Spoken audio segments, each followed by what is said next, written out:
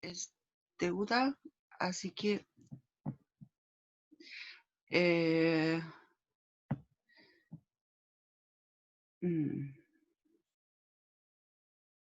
igual, quedémonos allá. Ya, aquí al final de la última clase ustedes no me creían que aquí la derivada de la tangente es la secante al cuadrado. Pero, a ver, primero tengo que intentar de organizar aquí la pantalla. Ahí tengo el chat abierto, así que eso. Así que puedo ver si me escriben algo. Ya, entonces vamos a abrir un documento en blanco. Rapidito. Ahí. Lo único es que creo que como lo agrandé, tengo que engrosar aquí un poco el lápiz. Ya. Pongámosle uno más. Ya. A ver, teníamos que la tangente de X, esa la podemos escribir como seno de X dividido por coseno de X, ¿ya? Entonces, para calcular la derivada acá, utilizamos la regla del cociente. Entonces, aquí, ¿ya? La derivada va a ser, entonces, tenemos que derivar el numerador. La derivada del seno es el coseno. Bueno, no me quedó muy bonita la C acá. Nope. Es el coseno de X, ¿ya? Por el denominador, que es también el coseno. Aquí tengo que colocar la línea larga. Y ahora a esto le resto.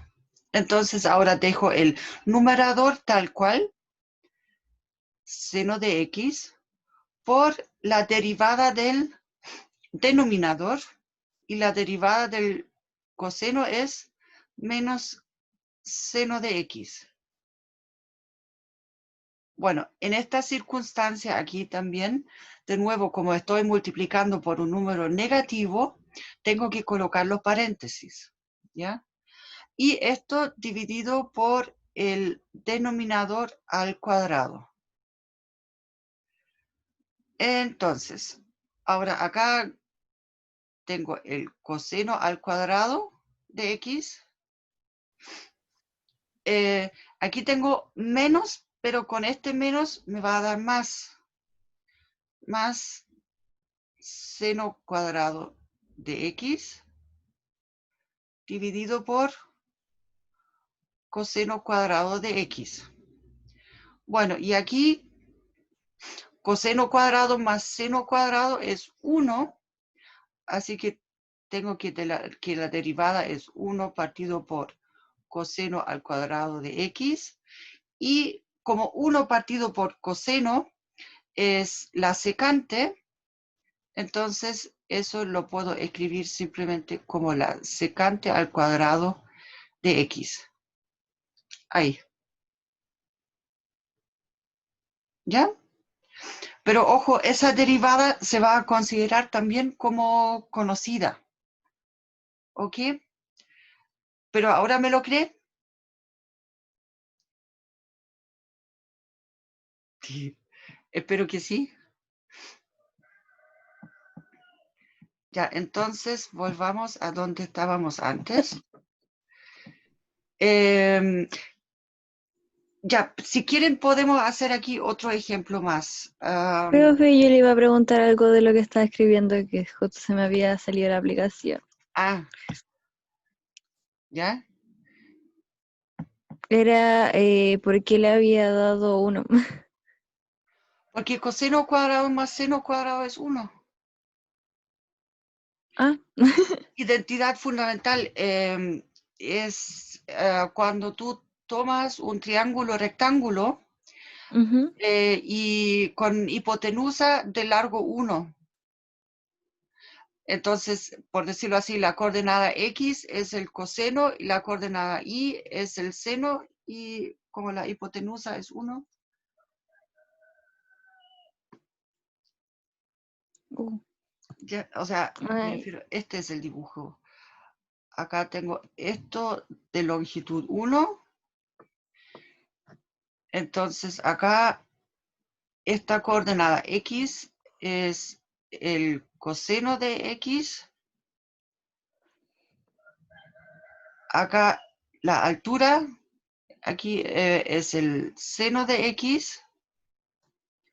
O sea, por decirlo así, aquí este ángulo aquí es X, entonces, ¿ya? Eso. Entonces, este al cuadrado, el coseno al cuadrado, más este al cuadrado, el que es el seno al cuadrado, va a ser la hipotenusa al cuadrado. ¿Ya? ya. Porque el triángulo rectángulo acá. Ok, ok. Ya. Bien. Ahora, si quieren, me pueden proponer otro ejercicio acá. Yo por último me lo anoto aquí al lado y lo resolvemos en un papel. ¿Cuál quieren hacer?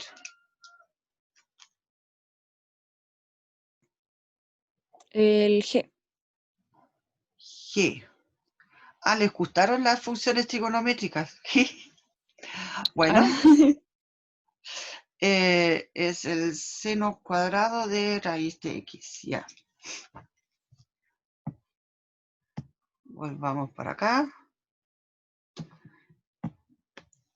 Ya.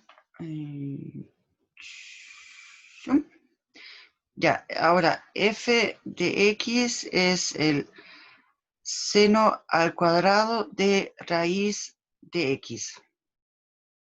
Ya, aquí de nuevo tenemos una composición de varias funciones. Aquí voy a empezar con subíndices ahora, porque la G1, si la escribimos solamente en X, sería X al cuadrado, ¿ya? O sea, la G1 se refiere a este cuadrado de acá, ¿ya? Después tengo la siguiente función, G2 de X, que es el seno de X, ¿ya? Y la G3 de X, que es como la que está más al interior, es raíz de X, ¿ya? De esta manera, esta F aquí correspondería G1 evaluado en G2 evaluado en G3 de X. profe, ¿Ah? una duda. ¿Cómo lo hace para sacar G1, G2 y G3? ¿O Eh, es, o es como si esto por- ya hay que darlo por sabido? no, lo que pasa es que hay que mirar la función y pensar como que, digamos, dónde está esa estructura desde afuera hacia adentro. O si les es más fácil desde adentro hacia afuera, pero, ¿ya? Ujú. Digamos, es más ordenado si empiezan desde afuera hacia adentro. Y en este caso aquí, la cosa es que toda esa función f es un cuadrado, ¿ya? De algo. En este caso aquí, esto es, a ver, ya voy a ver si me alcanzan los colores para escribirlo. El, aquí tengo el cuadrado, entonces, esta es la función, por decirlo así, más por fuera. Sí, no, es que los G1, G2, G3 lo escribí solamente, pero si ustedes miran la función f, entonces lo primero que veo aquí es que estoy tomando un cuadrado de algo. Ya, luego este cuadrado lo aplico en el seno de algo. ¿Ya? Y este algo es la raíz de x. ¿Ok? Entonces, de esa manera ahora tengo las composiciones en el sentido de que, bueno, ya, si quiero escribir esto como con la fórmula, lo voy a hacer solamente una vez aquí. Esto corresponde entonces a G1 compuesto con G2 compuesto con G3 en X. ¿Ok? Los paréntesis de acá, estos paréntesis, simplemente se reemplazan por el circulito. ¿Ya? Pero la idea es que miro primero la función f de acá. Entonces, lo primero que veo es que esto es un cuadrado de algo. ¿Ya? Lo pongo por fuera. Y de este algo es el seno y nuevamente de algo. ¿Ya? Entonces, aquí tengo las tres funciones. ¿Ok? Entonces, para la derivada ahora,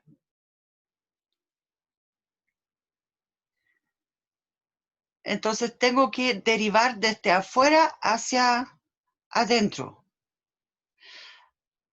Entonces aquí, en este caso, la primera función que aplico, o sea, desde afuera, entre comillas, ¿ya? Es el cuadrado, el x al cuadrado. Entonces la derivada de esto sería 2 por el x nomás. Entonces aquí obtengo este 2 y lo evalúo ahora en la función que está dentro, que es seno de raíz de x. Ya. Y ahora tengo que multiplicar por la derivada de lo de adentro. Entonces, aquí si quieren lo escribo una vez aquí para que se vea bien paso por paso. Seno de raíz de x, ¿ya? Prima, acá, ¿ya? Entonces ahora me falta calcular la derivada del seno de raíz de x. Entonces, dejo las cosas anteriores tal cual. Seno de raíz de x. Esto es solamente aquí la primera parte, o sea, esto es esto, ¿ya? Y ahora calculamos la derivada del... Entonces, aquí ahora para esta situación, quizás debería haberlo escrito también con el cambio de colores. La derivada del seno es el coseno, ¿ya? Y este ahora lo evalúo en lo de adentro, que es la raíz de x, pero tengo que multiplicar por la raíz, la derivada de lo de adentro ahora, aquí también, de nuevo. La derivada de la raíz de x es, bueno, ya lo vimos, 1 partido por 2 raíz de x.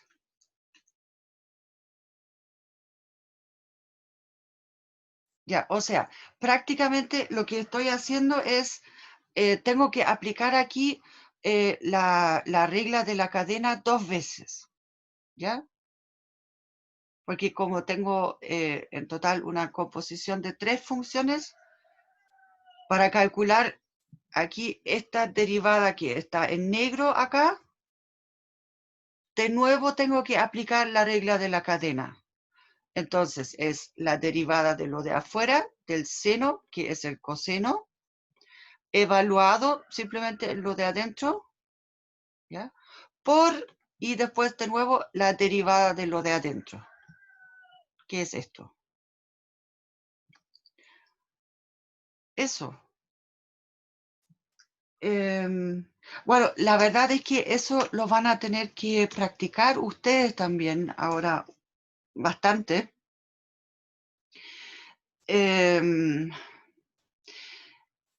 Eso, pero les voy a entregar, a ver, por un lado, los apuntes que estamos viendo hoy día. Pues probablemente vamos a terminar de verlos el viernes. Y la otra cosa, también les puedo mandar una guía con ejercicios de derivadas. Pero la verdad, yo les dejaría en ese sentido más bien como tarea el hecho de que estudien, practiquen, tómense su tiempo, aunque yo no les dé una tarea oficial. Así me parece, o sea, de que ustedes estudien a partir de los materiales que yo les voy a enviar. Y de ahí después me pueden hacer preguntas también. O sea, hoy día nos queda una prueba que va a tratar justamente sobre lo que era la última parte de continuidad y las derivadas, las técnicas de derivación principalmente. Y después nos queda la recuperativa también. Pero la recuperativa se supone que es una prueba que tiene que como materia todo el semestre, aunque la verdad en ese sentido yo propondría que sería solamente la parte de más bien de cálculo y no la parte algebraica que nosotros vimos al principio del semestre. Porque la parte algebraica la tenemos muy bien evaluada con las muchas tareas que hicimos y en ese sentido yo pondría el énfasis ahora en esta parte que es la más nueva. ¿Ya? Eso. ¿Dudas, consultas?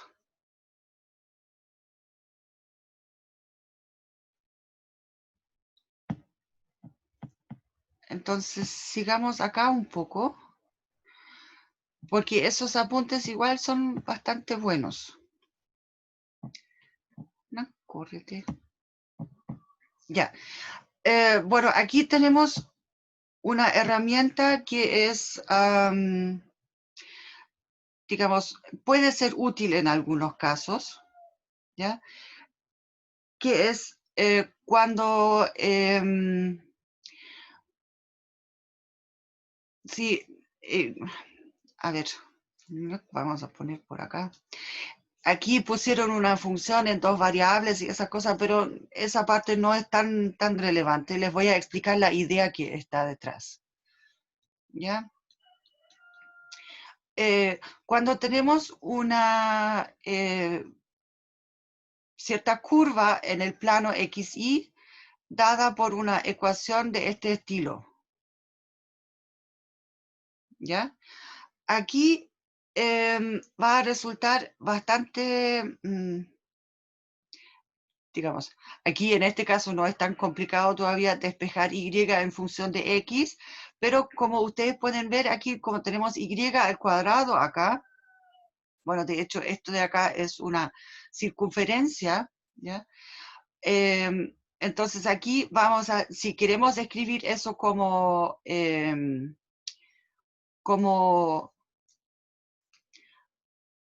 como una función en, o sea, y de x, ¿ya? Entonces tenemos que dividir entre la parte superior, que va a ser la raíz positiva, y la parte inferior, que va a ser la raíz negativa, ¿ya? O sea, ahí podríamos trabajar por tramos. Pero existe otra manera de hacer el cálculo aquí de manera más simple, y ese cálculo tiene que ver con, bueno, el hecho de que tomamos la ecuación, ¿ya? Y la derivamos respecto a x, la ecuación como tal. Entonces, ¿qué significa eso? Para ese concepto, tenemos que tener en claro que y es una función de x, ¿ya? Y como tal, entonces, donde derivemos aquí este y al cuadrado, lo que tenemos es una función compuesta, acá en esa parte, porque la composición es entre el cuadrado, digamos, y la función y, que es otra función en x, ¿ya? Bueno, x sigue siendo la variable. Entonces, de esta manera, ahora aquí al calcular, aquí lo reemplazaron para hacerlo más visible, ¿ya? Reemplazaron el y como una f de x. Bueno, y aquí es no f en x al cuadrado, sino que es la f de x al cuadrado acá. O sea, aquí se... Ups. Bueno, perdón, estaba todavía con el ancho del que necesitaba en el otro papel. Ya, aquí la cosa es que es toda la f de x al cuadrado, ¿ya? Entonces, la derivada del x cuadrado, esto es 2x, ¿ya? La estándar. Entonces, aquí utilizamos ahora la regla de la cadena. Entonces, nos aparece 2f de x por f' de x.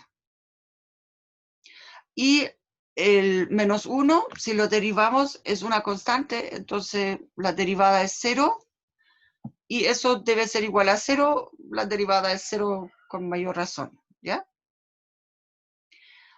Entonces, ahora, de esta ecuación aquí, podemos despejar la f' de x, ahora en función de la f de x. Acá esto. Ahora, aquí esta parte, después lo reemplazaron acá.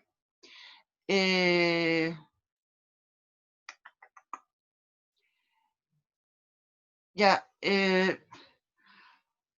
ahora, en este caso aquí era más fácil poder reemplazar porque pusieron acá esta restricción.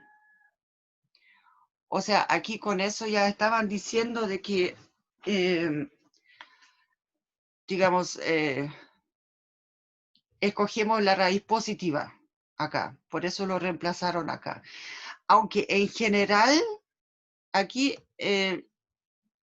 usualmente, digamos, la utilidad de este método está en poder escribir de que el de y a de x es entonces menos 2x dividido por y listo. Esto ya sería la respuesta final. ¿Ok? Digamos, porque para muchos cálculos es suficiente con saber esta información. En particular, entonces, si queremos calcular la pendiente de la recta tangente en algún punto, entonces para ese punto sabemos las coordenadas x e y. O sea, reemplazamos solamente esas respectivas coordenadas acá y no necesitamos aquí despejar explícitamente la y de x. ¿Ya?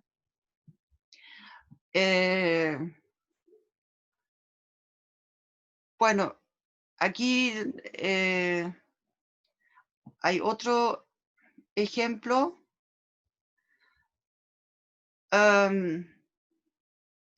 Ya, pero ese no es tan... De hecho, esta expresión aquí, el i' dividido por i, se llama también la derivada logarítmica, pero que también tiene alguna utilidad en algún momento, pero por ahora no tanto todavía, ¿ya? Aquí hay un ejemplo más clásico, donde se ve de que la derivada implícita puede ser útil, porque imagínense si de esta expresión aquí tienen que despejar y en función de x. Ahí no sé, yo me moriría en el intento, ¿ya? Entonces, por eso, pero igual para una curva dada, o que sea con un corcho así, podemos calcular la pendiente de la recta tangente para cierto punto. En este caso aquí nos piden para el punto menos 2, 0. Bueno, habría que averiguar si este punto realmente pertenece a la... Sí, pertenece a la curva. ¿Ya? Bien, entonces aquí hacemos lo mismo ahora. Derivamos toda la ecuación, simplemente pensando en que y es función de x. ¿Ya? Entonces, aquí está descrito bien por pasos. Aquí, por ejemplo, el primer término acá, el 2x elevado a 4 por y al cuadrado, esto es un producto, entonces, de dos funciones, donde la primera función aquí es el 2x elevado a 4, y la segunda función es una función compuesta, aquí de nuevo, porque es y al cuadrado, ¿ya? Porque acuérdense, y es y de x. Entonces aquí aplicamos regla del producto, que son esos dos términos. Si quieren, podríamos remarcar esa parte. Ya, entonces, la derivada de esto es entonces esto de acá por regla del producto. ¿Ya? Podemos anotar el siguiente término también para que se vea bien el esquema. Aquí de nuevo tenemos un producto, así que aplicamos acá regla del producto. ¿Ok? Ahora, lo siguiente que nos falta aquí para calcular, o sea, esta primera derivada acá es obvia, baja el 4 por 2 me da 8 y me queda x a la 3 por el y al cuadrado. Más, ahora aquí en la siguiente de acá, para calcular la derivada del y al cuadrado, entonces lo que tengo que hacer aquí, esto es la regla de la cadena. Aquí en esta parte, eso es regla de cadena. Bueno, y lo que pasa es que el 2 que baja de aquí, del y al cuadrado, está aquí en el 4. ¿Ya? Porque como aquí antes era 2, entonces me queda 2 por 2 por el x elevado a 4 por y por la derivada de lo de adentro, que es el y'. ¿Ok? Después acá tenemos esta parte acá corresponde al, digamos, 2 por 3, son los 6, por x elevado a 1, por el y elevado a 4, más, y acá tengo de este y elevado a 4, entonces baja el 4, me quedan 12 por este 3 de acá. los x cuadrados los dejo. Aquí la derivada del x a la 4 es 4x elevado a 3. Entonces aquí tengo que poner los 4y elevado a 3, pero como y es función de x, entonces tengo que multiplicar por la derivada del y también. Aquí nuevamente regla de cadena acá.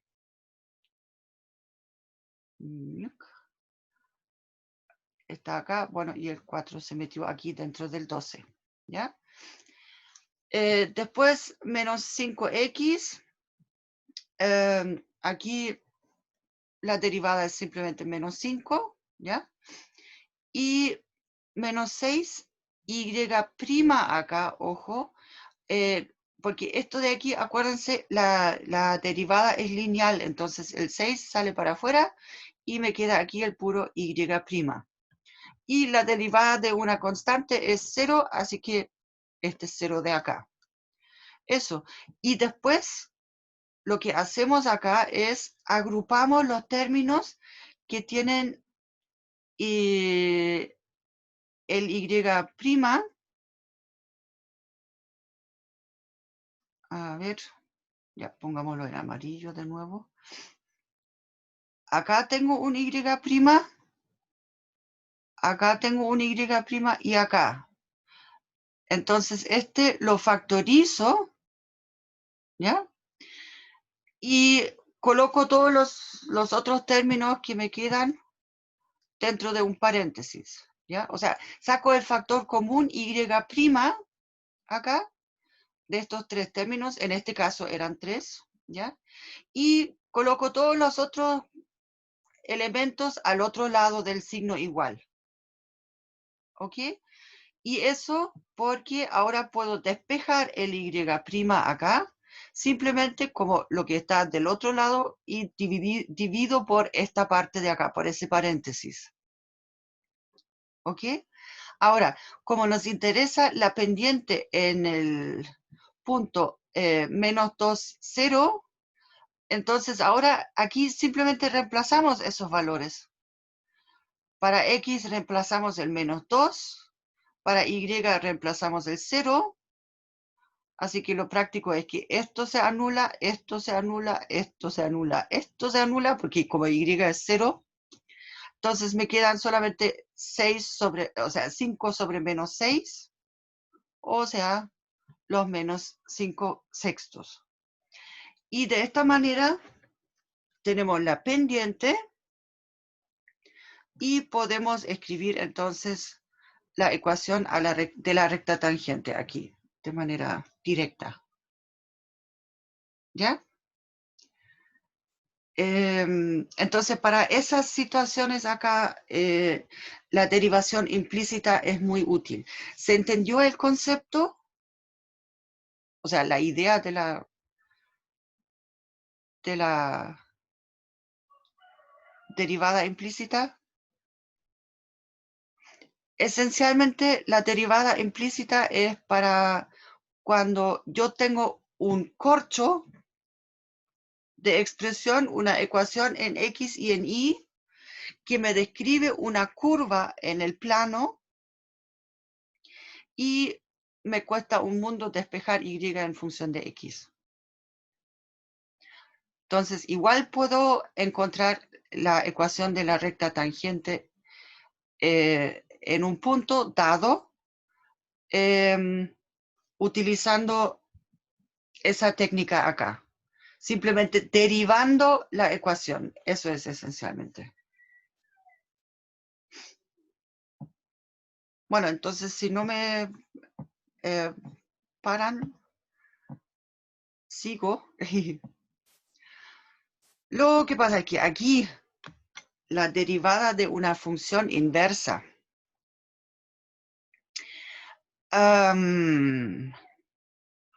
Esta formulita acá, bueno, por un lado la pueden recordar como,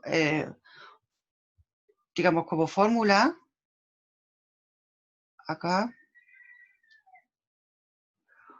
O la otra opción también es que eso es fácil de deducirse también si utilizamos la regla de, o sea, la definición de la función inversa. Digamos, solamente aquí como para recordar. A ver, ¿cómo lo escribo mejor? Acuérdense que este elevado a menos 1 no significa que es 1 partido por, sino que se refiere a la función inversa, ¿ya? Entonces, ya, vamos a aplicar f en la función inversa, por ejemplo, ¿ya? ¿Cuánto es eso? F en la función inversa es entonces de nuevo X, o sea, es la composición de esas dos funciones de la función con su inversa, es la identidad, ¿ya?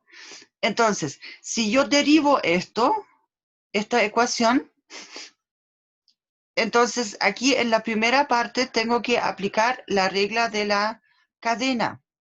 Entonces voy a tener F'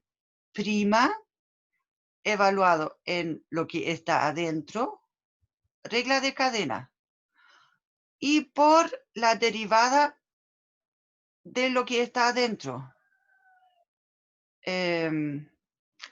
A ver, ya pongámosle aquí también un paréntesis. Prima en X, ¿ya? Y la derivada del X, al otro lado, esto es 1,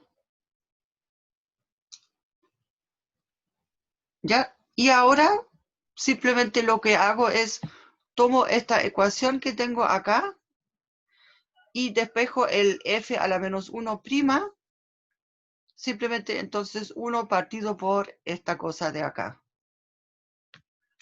Lo podemos pensar como aplicación de la derivación implícita, o lo podemos pensar como aplicación de la regla de la cadena, ¿ya? Pero de esta manera obtenemos aquí esta formulita para la función inversa, para la derivada de la función inversa. Entonces, acá tenemos entonces el arcoseno, ¿ya? Entonces, acá bueno, aquí para eso, ya, a lo que voy. Entonces, primero, el arcoseno es la función inversa del seno, ¿ya? Entonces, mi función aquí, la f, sería el seno, y la derivada del seno es el coseno. Entonces, tengo 1 partido por el coseno aplicado en la función inversa. Ahora, aquí el tema es que aquí utilizaron un poco un truco, digamos, con identidades trigonométricas y esencialmente se trata aquí de seguir trabajando sobre los triángulos rectángulos con la hipotenusa de largo 1, ¿ya? No tenemos que entrar en tanto detalle del porqué de esa formulita acá. Pero esta parte de acá simplemente es eso lo que tenemos acá, ¿ya? Por eso, si ustedes miran en un libro, muchas veces al final del texto hay tablitas. Hay una parte donde aparecen derivadas y hay una parte donde aparecen integrales. Bueno, todavía no hemos llegado a poder integrar, pero quizás vamos a poder ver el principio de eso también. Lo que pasa es que estas funciones trigonométricas inversas después van a tener mayor relevancia para la integración, ¿ya? Pero se obtienen aquí, entonces, con esos truquitos que se pueden aplicar acá, se obtienen esas fórmulas de este estilo, ¿ya? Y aquí hay otras fórmulas más. Digamos, por ahora solamente les pido de que recuerden de que cuando tienen 1 partido por, o menos 1 partido por algo con una raíz, digamos, esto de aquí es una raíz al cuadrado, entre comillas, ¿ya? Entonces, para esos casos, entonces, eso de ahí que puede ser que sea una derivada de una función trigonométrica inversa, ¿ya? A ver, siempre le ponen nombres. Bueno, esta propiedad acá, esta es una que es bien, digamos, interesante. En el sentido de que, a ver, si tenemos una función que es, bueno, tiene que ser derivable en un intervalo abierto. La razón por lo de los intervalos abiertos les mencioné antes.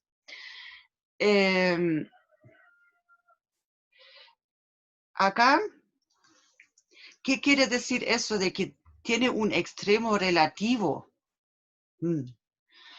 Entonces, para eso empezamos a poner algunos dibujitos acá.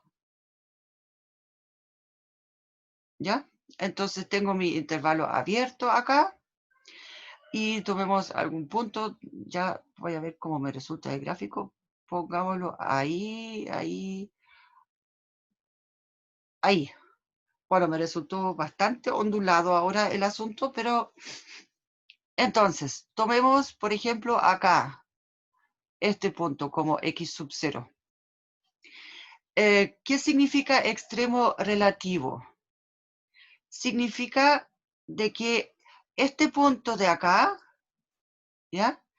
Si yo miro lo que ocurre cerca de este punto, a ver, voy a intentar aquí, cerca, bueno, ya aquí está el punto, pero solamente si miro lo que ocurre cerca, entonces aquí esto es un mínimo, ¿cierto? Claro que no va a hacerlo para toda la curva acá, pero aquí en ese punto, al menos si yo miro solamente lo que está cerca de este punto, entonces ahí efectivamente todos los otros valores de la función son más grandes. Entonces acá es que por eso tengo ahí un mínimo relativo y en particular en ese lugar aquí la recta tangente es horizontal. Bueno, se supone que es horizontal, ¿ya? Esa es la recta tangente en este punto. Ahora, si yo pongo, por ejemplo, me pongo en este punto de acá, llamémoslo x1. Para ese punto, si ustedes se fijan, también tengo una recta horizontal, recta tangente, para este punto. Y además, en ese punto acá, si yo miro lo que ocurre cerca acá, entonces todos los otros valores de la función son más chicos que este que tengo acá. ¿Ya? Entonces ahí tengo un máximo local, al menos local. ¿Ya? La parte importante es, si miran, por ejemplo, ya voy a colocar otra recta tangente aquí en el medio, ¿ya? Por ejemplo, para este punto, si miramos la recta tangente, bueno, ya justo me da aquí, pero va a ser algo por este estilo. ¿Ya?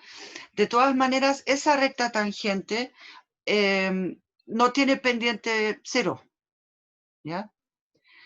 Aquí ustedes tienen que pensar de que como que recorren la curva y como con una flechita. Entonces, la flechita cuando, o como,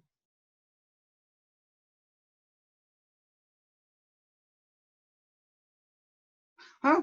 Sí, voy a hacer otro dibujito. Con un auto. Si pensamos de que esto es un reliefe acá de un paisaje, ¿ya? Entonces, y tenemos un auto. Aquí en este punto el auto va a andar, pues ya, bueno, un auto a lo picapiedra ya, va a estar horizontal. Pero si continuamos acá, o sea, si empezamos antes por acá, aquí el auto va a estar inclinado.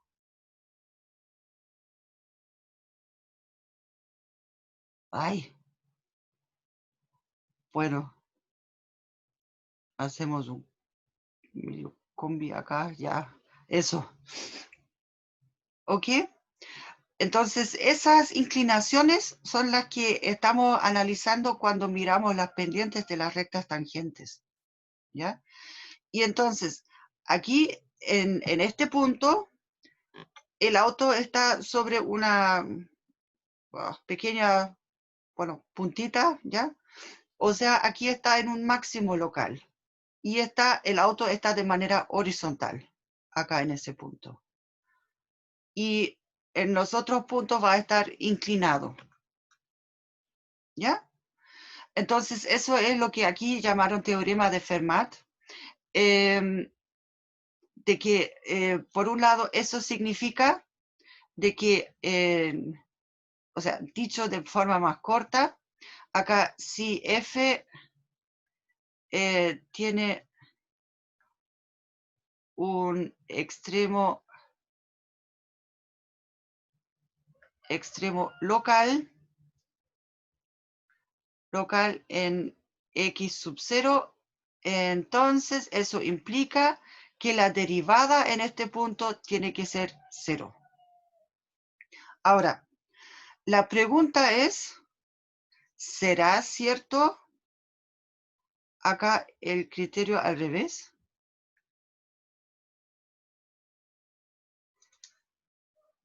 De que si la derivada se anula, entonces tengo automáticamente un extremo local.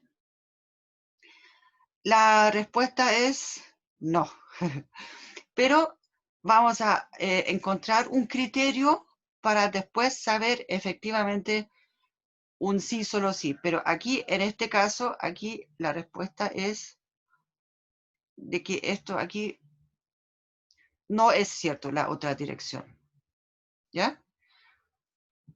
Pero por lo menos lo que podemos hacer es que si una derivada se anula, entonces el punto va a quedar por lo menos sospechoso de poder ser un extremo local. ¿Ya? Y eso se define, no sé si lo definen acá, como punto crítico. No, aquí pasaron a otro teorema. Lo voy a colocar aquí en ese contexto, entonces. Ahora, si la derivada en un punto aquí es 0, entonces vamos a decir que x sub 0 es punto crítico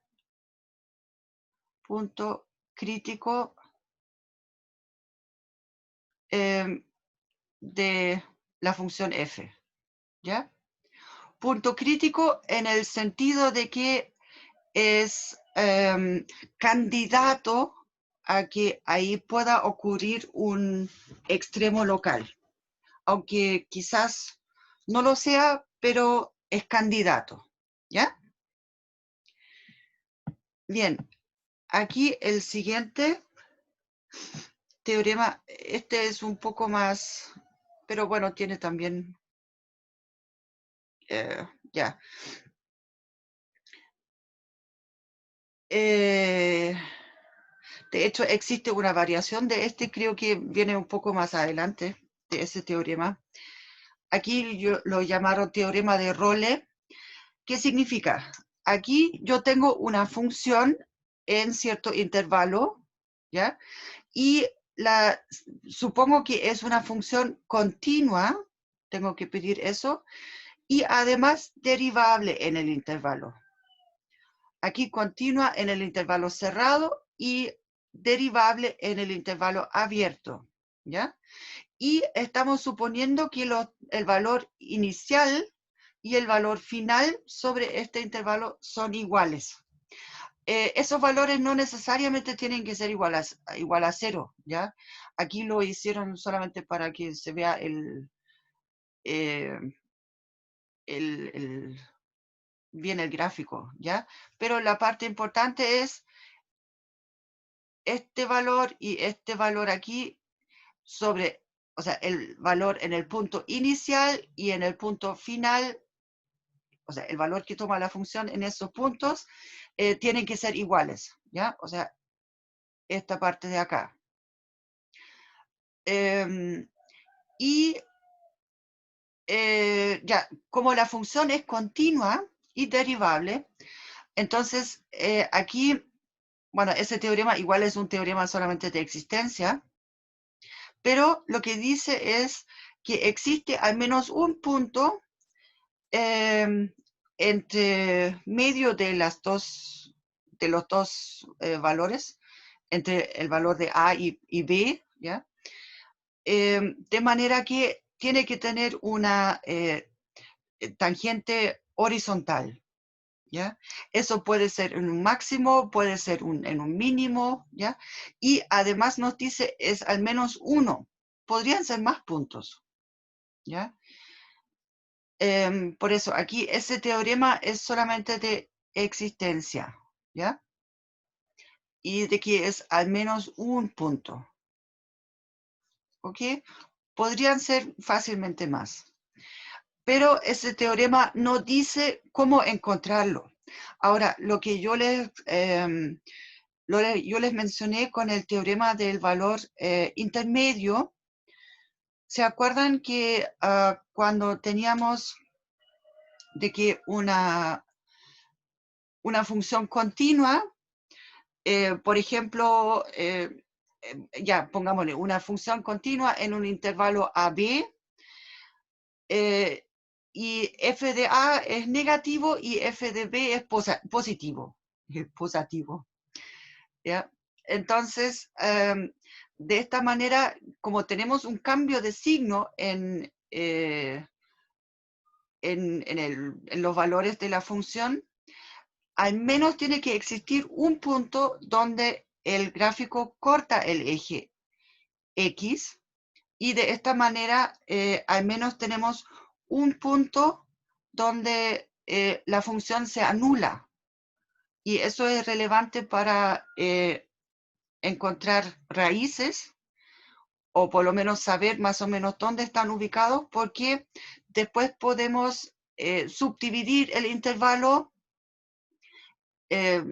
por la mitad, por ejemplo, y analizar si hay cambios de signo en la función. Y así sucesivamente, y nos vamos a ir acercando a este punto que sabemos que existe, ¿ya? Aunque no sabemos exactamente dónde.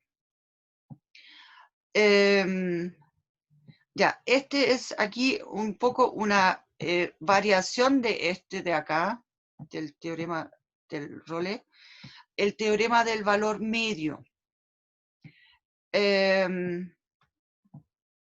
Bueno, ya voy a correr aquí esto para allá. Bueno, para arriba entonces. Bueno, ya.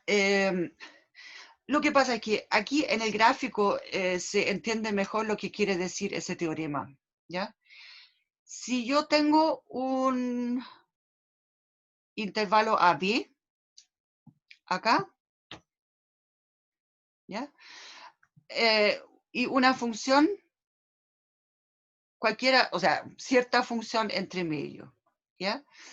Entonces, lo que puedo formar es aquí calcular la pendiente de esta, bueno, aquí lo pusieron como secante, ¿ya?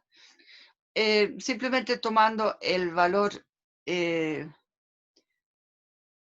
final menos el valor inicial, aquí f de b menos f de a, y partido, o sea, eso sería aquí el delta i. Acuérdense, esto, bueno, a ver, lo voy a colocar en negro mejor. Un dibujito por ese estilo lo habíamos hecho ya antes. Entonces, esto es el delta i dividido por delta x, ¿ya? Porque aquí no hemos tomado ningún límite. Pero lo que nos dice ese teorema es que, de nuevo, existe un punto en el intervalo abierto, existe al menos un punto donde la recta tangente a la curva tiene la misma pendiente que esa secante original acá, ¿ya? O sea, esta pendiente acá, esa tangente es la misma que teníamos acá, el delta i partido por delta x. Si se fijan, ese teorema también lo podríamos pensar como una mezcla de los anteriores, en el sentido de que si tomamos f de a igual a f de b, entonces obtenemos el teorema anterior, ¿ya? O sea, este de acá es simplemente como una generalización de lo que ya hemos visto antes. Ahora, esto de aquí también tiene su utilidad en el cálculo, en los algoritmos que se utilizan. Bueno, pero ustedes no necesitan tanta programación. Que se utilizan para encontrar ceros de distintas funciones, ¿ya? Eso, pero esta parte aquí, este teorema del valor medio, la verdad ese, digamos, no es tan relevante, por lo menos por ahora. Lo que sí, ojo, lo que es relevante es el teorema del valor intermedio, ¿ya? Ese era el que solamente tenía la condición de que solamente necesitaba la continuidad de la función. ¿Ok?